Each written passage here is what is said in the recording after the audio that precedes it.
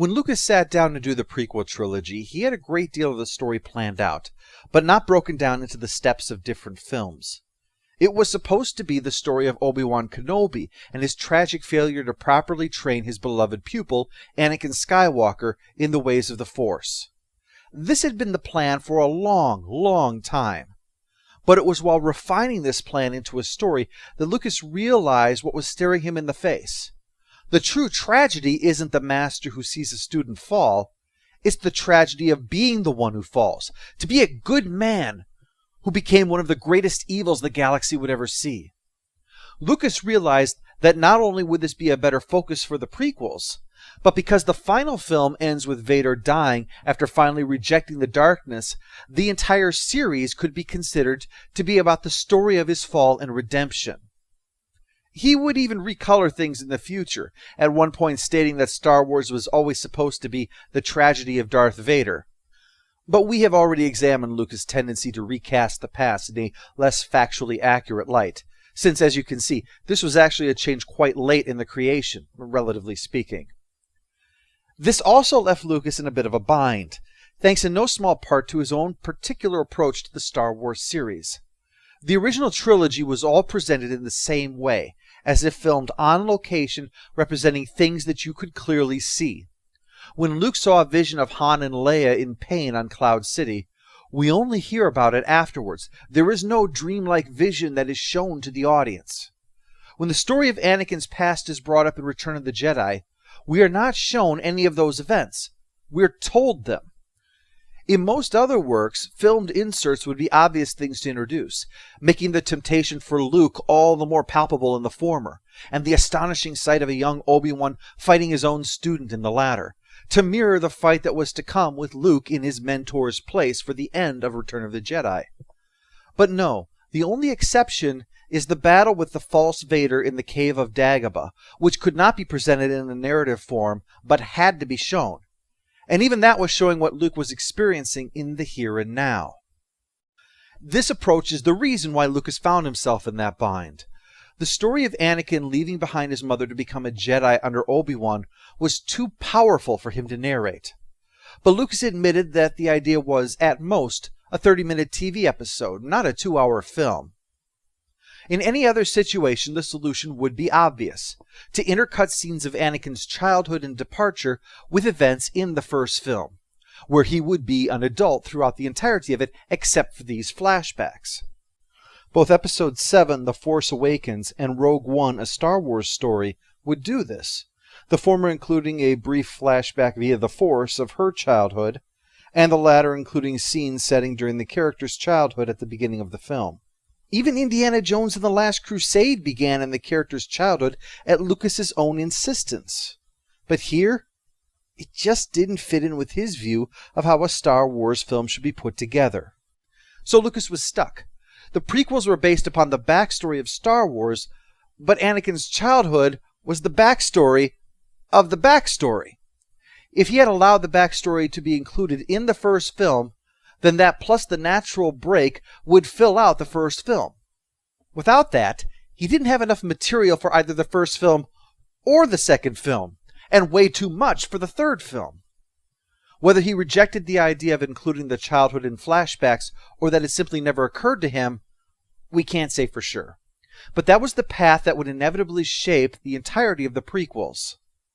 But for the here and now, Lucas found himself with two problems. His cast was too young, and he had no idea what the first film was about. The age issue in particular would lead to a contradiction. In the outline, Obi-Wan Kenobi arrived, discovered Anakin and his great potential with the Force, and decided to take the boy as an apprentice. During this time, he would meet up with his own former master, Qui-Gon Jinn, who was a minor character in the story present in the Jedi Temple. However, as he went on, Lucas thought that, to better show how rebellious a character Anakin was as an apprentice, he should first show what a normal master-Padawan relationship was like. He could show Obi-Wan with a different apprentice, one who dies or completes his training, but neither option worked. The former would have a severe impact on the character of Obi-Wan, make him, if anything, even more cautious about taking on another apprentice. And the latter undermines the idea that Obi-Wan was arrogant to presume that he could train Anakin, since he'd already done a fine job of training others in the Force. Obi-Wan was written in the script as being a somewhat rebellious Jedi compared to the others, rather than being more in lockstep with the Jedi leadership. If that sounds more like Qui-Gon Jinn, well, that's because that's the change that Lucas decided was the only option open to him. Take the character of Qui-Gon and put him in place of Obi-Wan, and then insert Obi-Wan into the script as his Padawan. But this solution was not without its own problems. Not only would this marginalize Obi-Wan, because the original script had nothing for an apprentice to do except follow his master around, and there was no room for anyone else to join the party heading into Mos Espa, so he would be completely out of the film at that point. It also would require him to be de-aged. He could hardly be a middle-aged man training to be a Jedi if Anakin was argued to be too old. This resulted in a continuity glitch, as the Obi-Wan played by the 63-year-old Alec Guinness was intended to be at least a decade older than the man playing him. This would be fine if Obi-Wan were the age of Qui-Gon in the first film. But as a young Padawan, that means that the aged Hermit is approximately the same age as Keanu Reeves. Yeah, look at that old fossil. Get on your razzle scooter, old man. And even the man who said that line, Harrison Ford, when he was approximately this adjusted age for Old Ben, was playing a skull-cracking action hero president in Air Force One.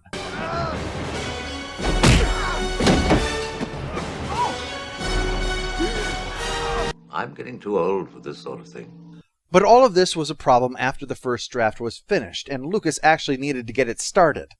With no real story to work with, he was in much the same position as he was back when making the first Star Wars. So naturally, that's what he went back to. You might recall that his very first attempt to make Star Wars was a two-part story that chronicled the training of a Padawan in the ways of his Jedi Bendu master, Mace Windu. So he went back to this, and began to build off the idea of the Jedi as a sort of interstellar police force, but also incorporating into it a religious-like structure, given the Buddhist-like teachings that were present in The Empire Strikes Back. This was how Obi-Wan would fit into the story, or rather, Qui-Gon. But for simplicity, I will refer to the character as Obi-Wan, since at this point, this is who the character was intended to be. When this was abandoned for the original Star Wars, the first draft was based heavily upon Kurosawa's The Hidden Fortress. Bungling characters wind up accompanying a general and a princess whose handmaidens swap places with her on an adventure. They travel incognito disguised as farmers, reach a settlement, buy and free a slave, and are working to arrange transportation to get the princess to a safe haven, interrupted along the way by a duel between the general and one of the skilled agents in service to the enemy. So Lucas decided to do this again. Obi-Wan, a noblewoman pretending to be her handmaiden, and a comic relief character will be stranded on Tatooine, head to the spaceport pretending to be moisture farmers, free Anakin Skywalker from slavery, and arrange to get the means to repair their ship and get to Coruscant where she will be safe, but not before Obi-Wan is forced to duel a fighter in service to the powerful Sith. Lucas liked this idea. It dovetailed nicely with the backstory material for Anakin. And if the princess character was made into the intended love interest, then it would help to somewhat explain the whirlwind courtship that would have to be condensed down to solely the second film, since it could hardly begin now and had to be finished before the start of the third film for everything to fit together. The character of Padme Amidala ran into her own problems, though, because there were two characters whose plots defined the events of the prequel trilogy, Palpatine and Anakin. Palpatine was to rise to power before the end of the first film and become Chancellor. Anakin was to marry his one true love before the end of the second film. The mechanism for both these events was the same thing, the assassination of Padme. Her death, or near death, would allow Palpatine to receive a strong sympathy vote to be elevated to Chancellor. And because she survived, Anakin would be made her personal bodyguard to begin the path of courtship. But because Palpatine's rise to power could not be delayed to the second film, and because Anakin as a 9-year-old boy was not a Jedi, not a bodyguard, and a little young to begin courting anybody, Lucas had to introduce a second peril in order to justify the sympathy vote. But the problem was that in the first film, Padme was only a child, remember, not a senator, so that was not going to work. She had to be somebody of great importance, but who could it be? Well, a child leader wouldn't make sense in a system with hereditary leadership, and Princess Leia's involvement in the Imperial Senate showed there was no reason that she couldn't serve in both roles. But there was one fly in the ointment. Leia could be in the Senate because her mother, the Queen, who was part of Leia's backstory before the first film was even made, was off ruling Alderaan while she was in the Senate. If Padme was in the Senate, it means that somebody else is off ruling Naboo. Otherwise, she would be neglecting her people by being on Coruscant. Thus, you would need to have more members of the royal family around, which would only complicate the plot even further and leave the audience to question either why these great leaders weren't there to help save their world, or why Padme is so great if she's willing to abandon her responsibilities to someone less capable. This would lead to a decision that would get Lucas a lot of criticism. She's not royalty in the second film because her time as ruler is over. Therefore, the position of queen would be an elected one. Well, I didn't vote for you. You don't vote for kings. Given that it also involved the electing of a child to the role, well, it's understandable why people might take issue with the logic of that. But as you can see, Lucas had no choice. Anything else would either require scrapping his ideas and starting over, or structuring things as is and hope that if he glosses over the details, it won't bother people much. Writing a work as complicated as the prequels was akin to mapping out a game of chess by playing both sides, but without touching any of the pieces until you've already figured out every move that is going to be made. Perhaps his game will require one player to make a deliberately foolish move, and if so, that's not ideal, but recalculating the whole game was time he just didn't have.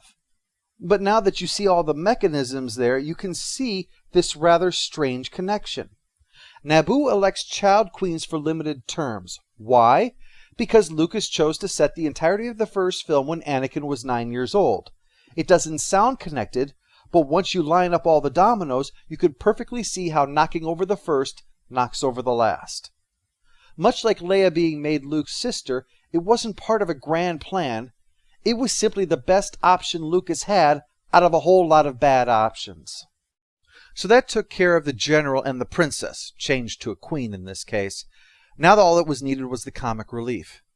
Lucas went with just one character rather than a comedy pair, and the inspiration for this new character was once again the great Kurosawa, this time from his film Seven Samurai.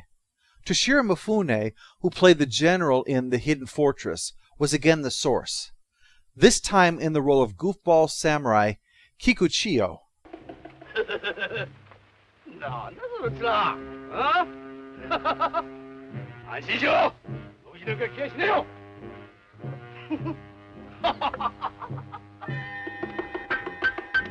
He's obviously not your traditional samurai. In fact, he's faking being one.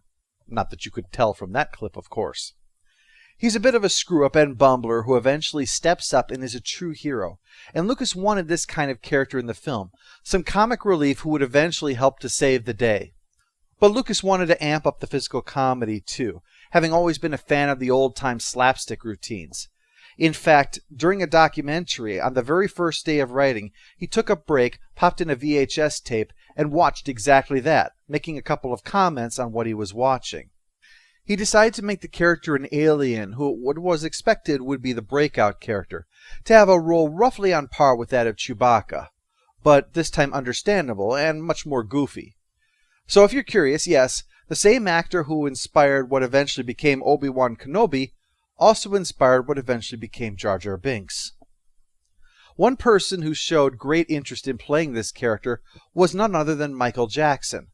Remember that he had worked with Lucas for Captain EO, and he liked the idea of the character and was hoping that he could do some complicated makeup for the role, even more than what had been done for that attraction. But Lucas found himself in the rather rare position of turning down an offer of work by Michael Jackson. But it was because he had something different in mind. This time he had an idea for something truly unique. Remember that Lucas was, at heart, an experimental filmmaker, and he had a whopper that he wanted to try. He wanted to see if they could create a major character for the film that existed entirely as a digital creation. There was even more plot that needed to be worked on, and eventually Lucas had to push back the May 1997 release to 1998. And soon it was realized that even that was too soon, and it was pushed back yet another year. But the announcement was set out confirming the date, an invitation to see a brand new Star Wars movie for the first time since 1983. And the fans had one thought on their mind, that like Prince, they too were going to party like it's 1999.